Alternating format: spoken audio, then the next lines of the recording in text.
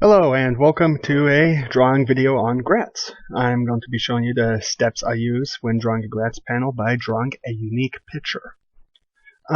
This is step one. I call this the Manikin phase, where we're basically just going to make a series of circles that are pretty undefined to help define our shape itself, or rather what position our character is going to be in. I work in CS6 Photoshop, or the proper way I believe to say is actually Photoshop CS6. And it's a program I like. I use a bamboo tablet, so those are kind of the tools I'm using. And so you know what I got, and so hope you enjoy. Now the first thing I like to do is I make two new layers out of habit.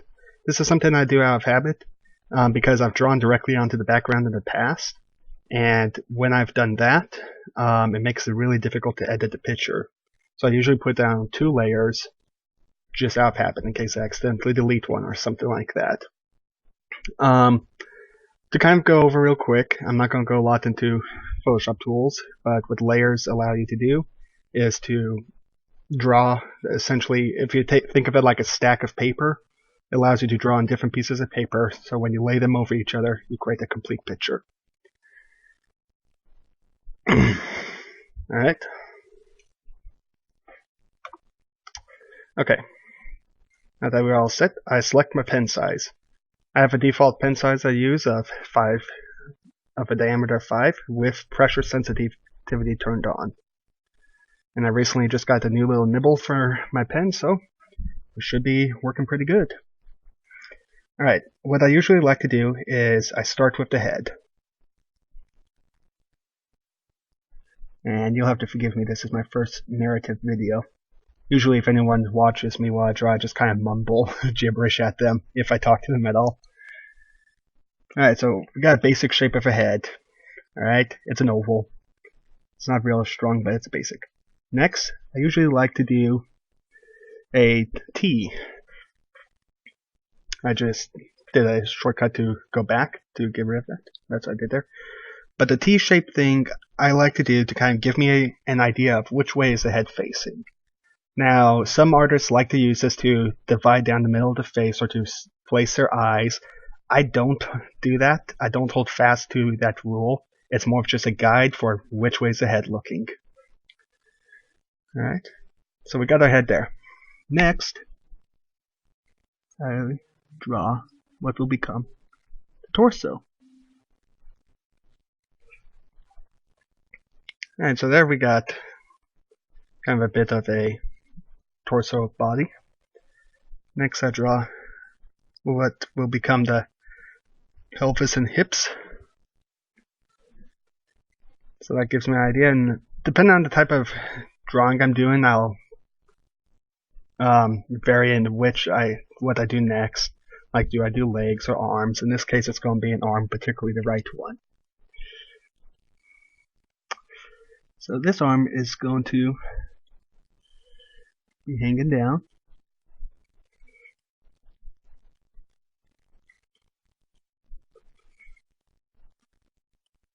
I got there what will become a hand. Here's a shoulder, forearm, bicep, forearm, hand. I apologize if my naming of anatomy is wrong. I am not a health major. I did dabble in psychology, but I'm not a health major.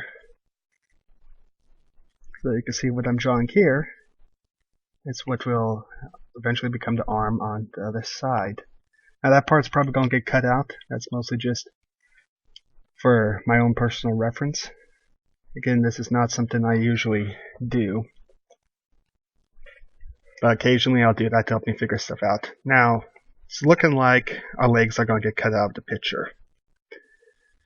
But that's okay, because using a keyboard shortcut, I can cheat and shorten the body up.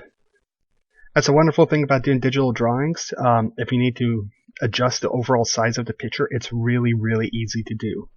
It's part of the reason why I switched to digital, because I can cheat. Digital art is still art, by the way. Alright, so now I'm going to figure out how I want to do my legs.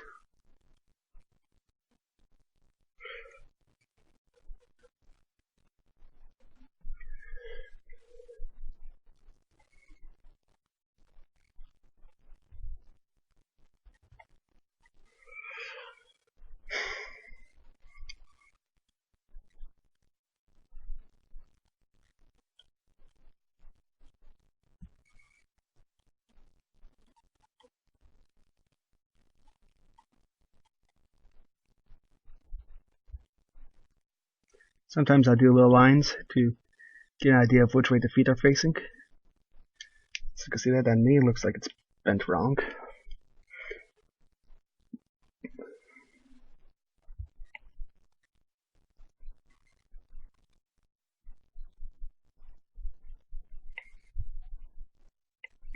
Alright.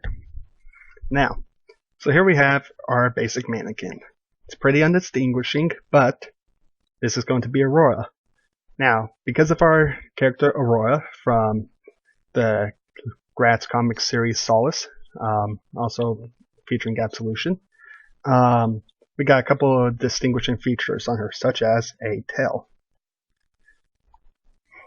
Now, a tail I usually just do a line, and we'll make a little circle thing for the bob thing that's going to be at the end of it, the tuft of the tail, I think it's called. And then this is where we come to that awkward part where we need to draw her chest or breast or whatever you want to call it. It's the awkward thing that whenever a guy needs to try and draw a female, that they're very self-conscious about, because we just are. If you make it look big, you look like some kind of a creeper. There's nothing wrong with it being small. It's just something you're very particular about because you're a guy. So sorry for any females that'll be watching this. Don't hate me. I'm very self-conscious of this. My mom has made comments on it from time to time too. So I go by the rule, if I can't show my mom, I don't do it. One of the good ways I've learned is to actually, I've heard it's actually treated like a teardrop. Later I'll tell you some reference videos you can also check out. That's helped me along the way, and that's teardrop word is one you'll hear again fairly soon here. Well, in one of the other videos.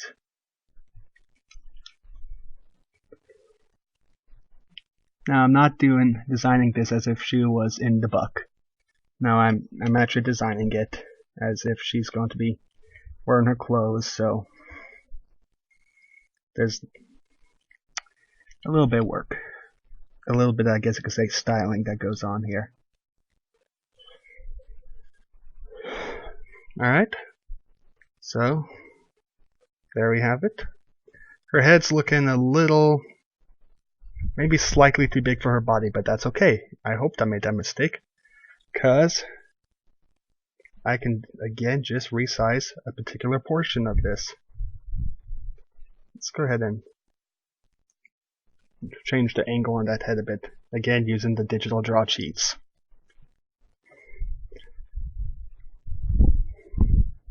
Alright, so we got what looks like a pretty good rough design of the position she's going to be in, or mannequin position. Alright, and that is step one. Now this is something that I'll usually dish out pretty quick here and just kind of sketch, depending on how complicated the pose is, depends on more on how much time I'll spend sketching it out. Again, you can see me being self-conscious. But yeah, this is our rough thing. It took me a little bit longer because I had to talk while doing it. And that's not something I usually do. So, this is the end of step one. Alright, and step two will be in the next video.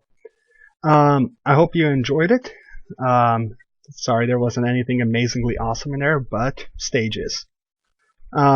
If you want to learn more about drawing, and other sources I found helpful is YouTube is really good. If you want to see how to draw anything on YouTube, just put in how to draw, etc.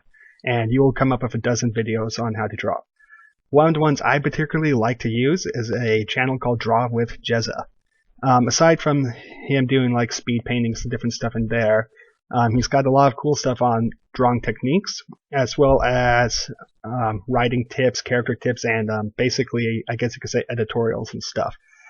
He's a very entertaining guy to watch as well, so I would recommend go checking out his channel if there's more you want to learn. He's been a big source of knowledge for me in this. So thank you, and thanks for viewing.